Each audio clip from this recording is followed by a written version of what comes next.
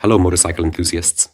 Today a video from us for you, for those of you who might often disassemble a carburetor and have faced this problem here, trying to remove a very, very tightly seated float pin from these two bearing blocks.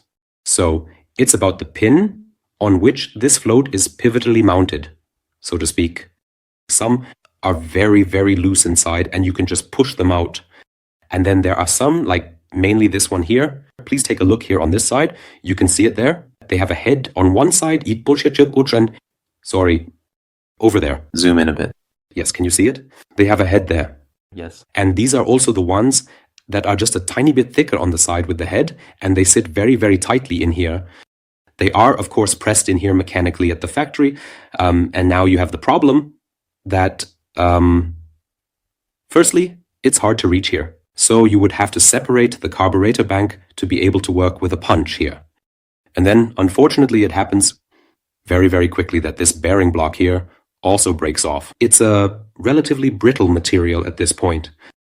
And if the small pin here is very tightly seated, then it can simply happen that this area here just breaks off and, well, then the carburetor is basically scrap, or at least it becomes a very, very expensive repair. Yes, in collaboration with Wimby, now we can take a look down here. We have developed a special tool for exactly this case. I've already tested it for a long, long time for you, and with this tool, you can work on exactly this problem and absolutely minimize the risk of something breaking. As you can see, it comes in two different surface finishes. So, Wimby has specially made one for you here that is bead blasted in case you want it to look particularly nice. Can you see that a little bit? Yes. You can choose that for yourself. The tools are linked in the video description of this video. And with each tool there are two screws included, one a bit shorter and one a bit longer. And you can, of course, reorder them. Because the tip will eventually wear out, so you can reorder the screw. And a quick word on that as well. The size in which the screw is turned down at the front is suitable for most carburetors of large Japanese motorcycles. If you work a lot on smaller carburetors like 125cc scooters and so on, then I would recommend ordering the optionally available screw that is even thinner at the tip. Also, for example, anyone who often works with a BMW Bing carburetor will need it. Alright, so now I'll first show you how to use it. Oh, sorry. I wanted to add one more thing, very, very important. Of course, the tool is manufactured in a workshop in Germany. So it is produced in small series for you.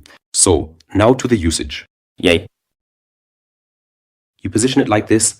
So the pin is supposed to be pushed out through this hole. Yes, you can see it there. You simply position it here appropriately. And then you can start turning it by hand until it sits here.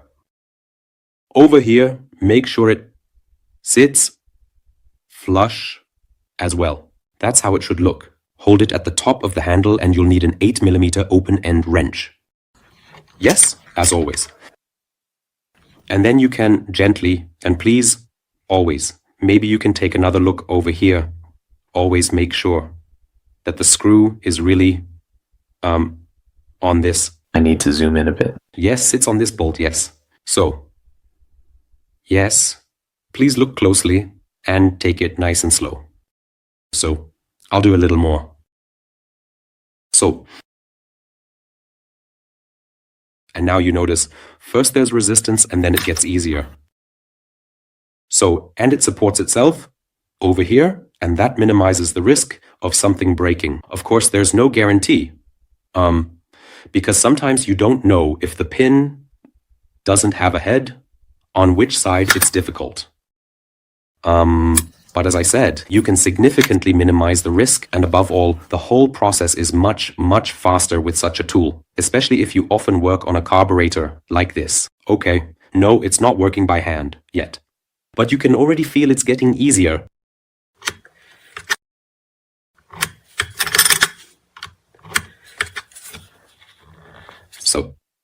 Okay, now I'm unscrewing the screw again.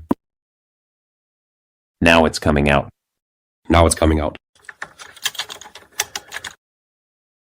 So, and do you see that? We have it over here, lucky from yes. We pushed it out over here.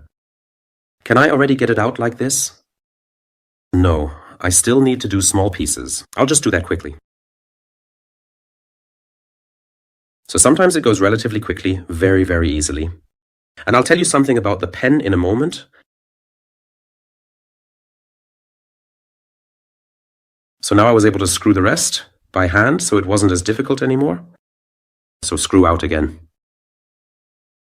You know, I do a lot of carburetors for you, and this tool is an enormous relief. I really have to say. So, and now the pin can come out, and you can disassemble the float. Of course, it also sits a bit tight here at this point. I wanted to tell you something about the pin. I'll just lay it down here. It's probably hard to see in the video now, but you can measure it with a caliper. It doesn't matter if it's a pin with or without a head. Please measure on both sides. Most of the time, one side is just a tiny bit thicker, and I do it this way, because I don't want to press it in during assembly. No, I can't get it on. Yeah, it's not a big deal, it's fine, right? So it's thicker on the side with the head. I simply clamp it here as the easiest option. If you don't have a lathe or don't want to use one, on this side in the cordless drill and let it spin and run sandpaper over it to slightly reduce the diameter. You can do that, because now we need to take another look up here. The float chamber lid has, if you look inside, 2 ridges here that limit this pin anyway. So that means when the lid is on, even if the pin is sitting very loosely, it can't slip out. So nothing can happen there. That's why you can just work it a little thinner at the point where it's a bit thicker, and then it can be easily mounted without having to force it in, because there's also the risk of breaking one of these holders. And now I've placed another float pin here. Maybe you can catch it there at the tip. If you take your finger away. Yes, now you can see it. On this side, the tip is not smooth, but rather, I'll put it simply, it's ridged. And, Sorry for shaking so much. I was just trying to... No problem. It's hard to hold it steady. Well, you can see it. So, if you have a float pin without a head, you should take a look with a magnifying glass from this side and that side to see if you notice something like this, a surface that is not smooth but rather ridged. Then that's the side that fits a bit tighter.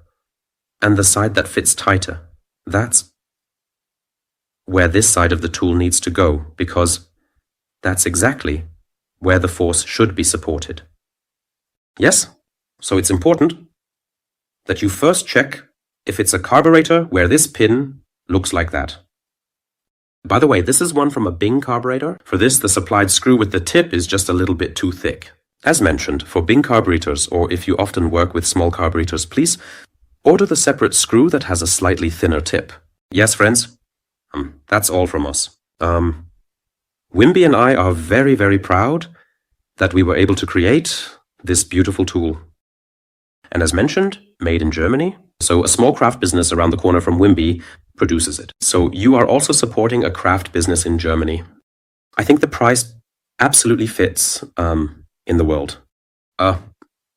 Just go to the video description, click on the link, and then you can order this tool. Yes, friends, that's it from us for today. I hope, as always, that you enjoyed and found our video helpful. Wish you lots of fun with the project. Good luck with the screwing. See you in the next video. Bye-bye. Goodbye.